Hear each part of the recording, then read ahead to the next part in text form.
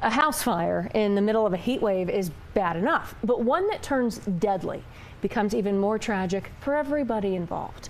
Firefighters handed over the investigation into this morning's fire at a Northeast Albuquerque home to police.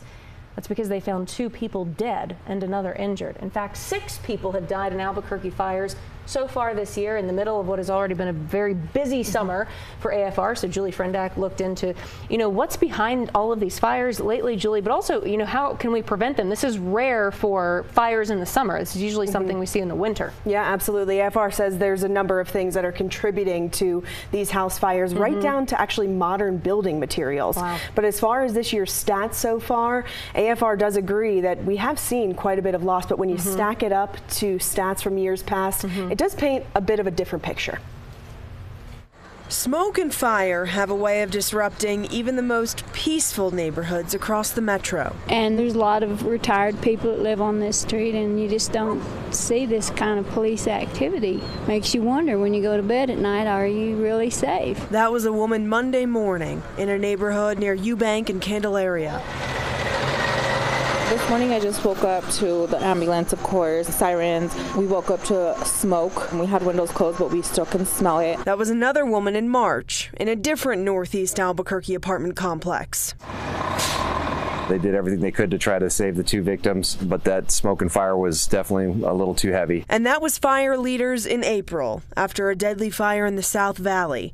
All 3 contributed to the city's growing list of tragedies so far this year. Any person that we lose in a fire is one too many. Albuquerque Fire Rescue Lieutenant Jason Fair says 6 people have died in fires in Albuquerque so far this year. That's compared to 9 at this time last year, 12 in 2021, and 6 in 2020. I hate to speak in a law of averages when we're talking about losing people in house fires.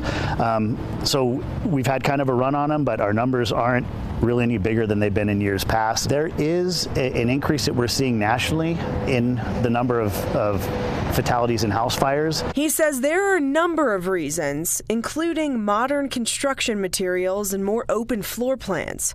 Fewer walls and lighter weight building materials are making for bad combinations. There's studies that say back in the day we had as much as 10 minutes to get out of a house fire once the smoke detectors detect smoke in the house. Now they say it's down to as little as 2. Monday's tragedy, where first responders found 2 people dead inside a burning home, comes in the middle of an already nonstop summer for AFR. It has been a busy summer for house fires, I will say that, and coming off the 4th of July season, we did have an increase in the number of outside fires that we responded to. But Fair says the department is equipped to handle it.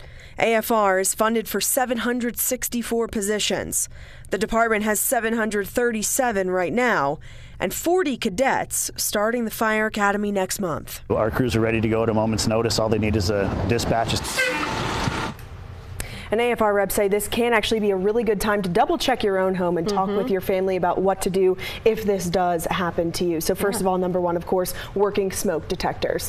Secondly, of course, have a plan about where to go, how to get out of the house, where to meet after you do get out. We know, of course, in the metro, bars on windows are unfortunately very popular, but making sure that those bars are operable, they say, is very important. Then lastly, maybe the most simple is making sure that everybody in the house, children included, know what the address is. So when you call 911, you can tell people exactly where to go. Such great points. Okay, Julie, thank you.